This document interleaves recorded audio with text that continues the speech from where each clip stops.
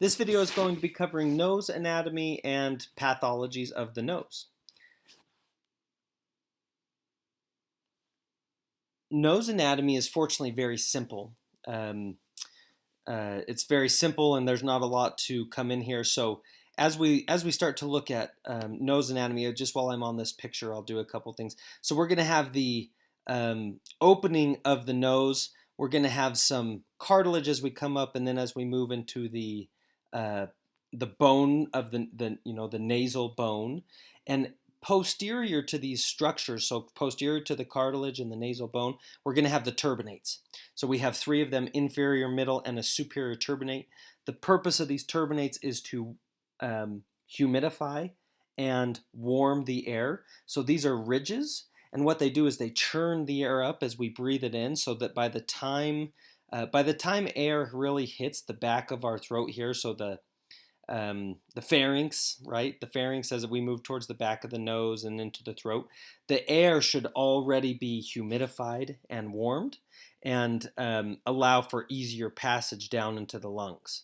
So pretty easy on that. You'll notice here some sinuses and how close they are to the nose. So hence why sometimes we have some problems when we have some type of you know, we're sick, we have some type of an allergic or allergies.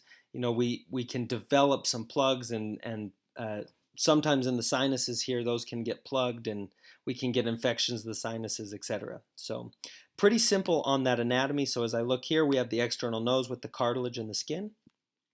As we move down, we have the nasal bones, right? The nasal bones, and they're one on each side. They're a bilateral pair. And then we have the cavities, which are created by the septum. We don't really get a good view on that because I have a sagittal cut here, but we have the septum, which divides them, and then the air passes through. We're going to have the cribriform plate, which allows for passage of that cranial nerve number 1 through the ethmoid bone. So cranial nerve number 1 passes through that cribriform plate of the ethmoid bone and allows for us to be able to smell all those chemoreceptors. Finally, we have the 3 turbinate bones, and we have we have a plexus of arteries and veins in the anterior superior septum, Kisselbach's plexus. So we have a collection of those. So as we look here, you'll notice this is that cranial nerve 1 with the passage through that cribriform plate with olfactory nerves, cribriform plate of the ethmoid bone, and then this is that bony septum, so made up by bones, right? Bony portion of the nasal septum. Yeah, so that's that there. So anatomy is pretty simple. So as far as examination of the nose and the pharynx and the nasopharynx, we're just going to look for size. We're going to look to see if there's any gross deformity, characteristics like discharge. That's always pretty easy. Bloody noses. You guys will work with so many bloody noses. Sometimes if there's an obstruction. The other thing is you want to look for symmetry. One thing that's kind of interesting with the nose, most of us don't have symmetrical openings for the nasal passage, and a lot of us that someone who has broken their nose or something, a lot of times that cartilage becomes not equal. We can have deviated septums, etc., etc. Okay, so as we come in and look, visual inspection of the nasal mucosa and middle turbinate through the nasal speculum. So we're looking for these. You'll notice as we go through, you'll see those turbinates, middle turbinate, inferior turbinate. You will not see the superior turbinate. It's usually too far up. And so those are kind of the things that you're looking for there. As far as pathologies in the nose, again, kind of similar to the ears, it just sticks out and it's on the front of our face. So it's kind of, a lot of nose injuries. I had a lot of nose injuries that I treated over time. So the first one, though, is just simple discharge. So allergic rhinitis, right? Inflammation of the nose due to allergies. So hypersensitivity to inhaled allergens. This could be dogs, it could be pollen, it could be whatever. You'll notice the statistics on this, so many people. This is kind of interesting. Smoke. You hear about people that are allergic to cologne or perfume.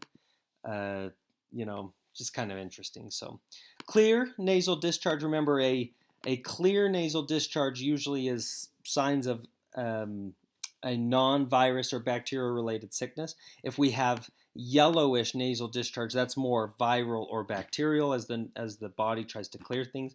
We're going to have sneezing, congestion, plugged ears because of that eustachian tube.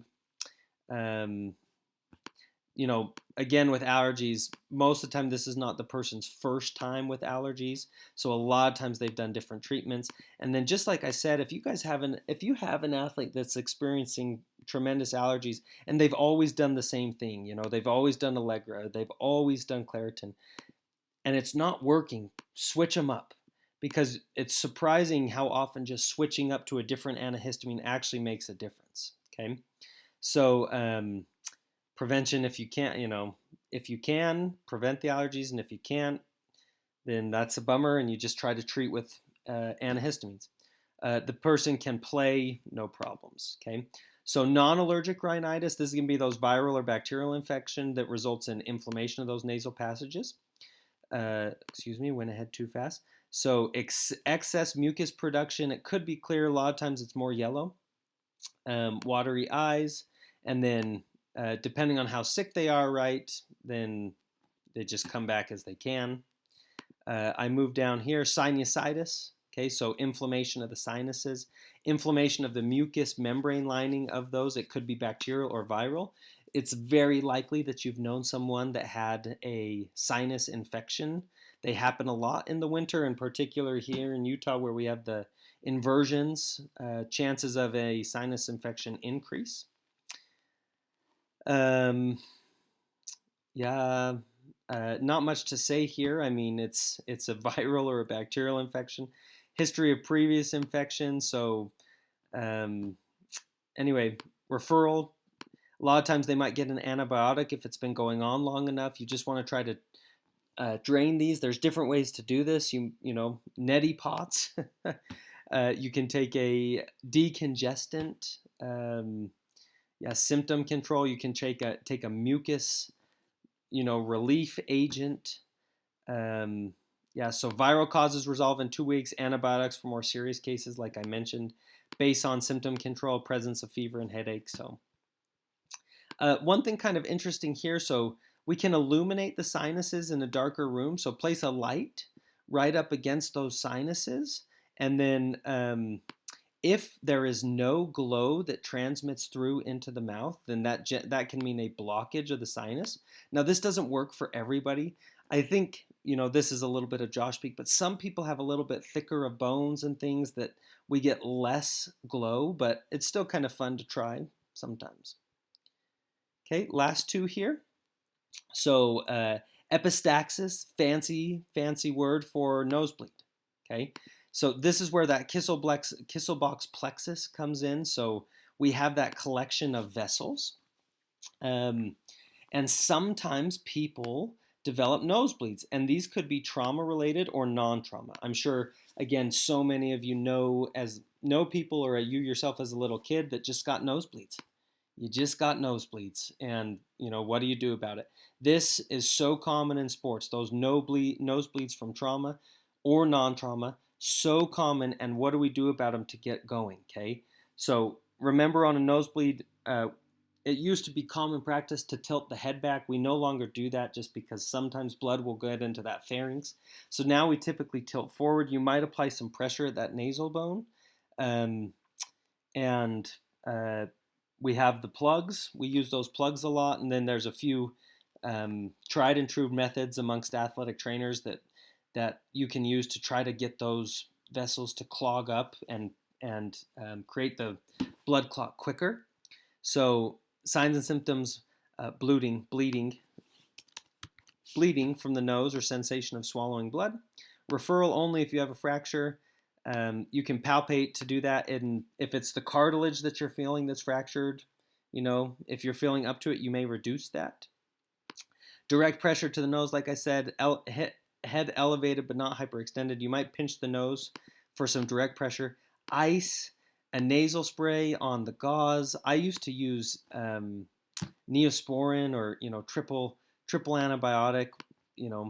I had a lot of athletes that went and got their noses cauterized. So, and then return to play is once you have that bleeding under control, they can go back out there. Anyway, I could tell you guys a few stories, but anyway, return to play as soon as you have it controlled, they can head back out. So, okay, finally, deviated septums. From trauma, may or may not present with a bloody nose. Okay, signs and symptoms: history of trauma to the nose. Someone got hit right on the nose. Swelling, pain, deformity. Um, you're going to want to refer to rule out that nasal fracture, that it's just the cartilage, and then treatment. Stop the bleeding and minimize the swelling, and then try to get them referred upon reduction of the septum deviation and healed. So return to play. Once that's fixed, and you're in a good spot, then they can go back. And then earlier, like the basketball players, I could pull up some pictures, but a lot of basketball players will wear those masks so that they can get out and play faster. And that finishes this video on the nose.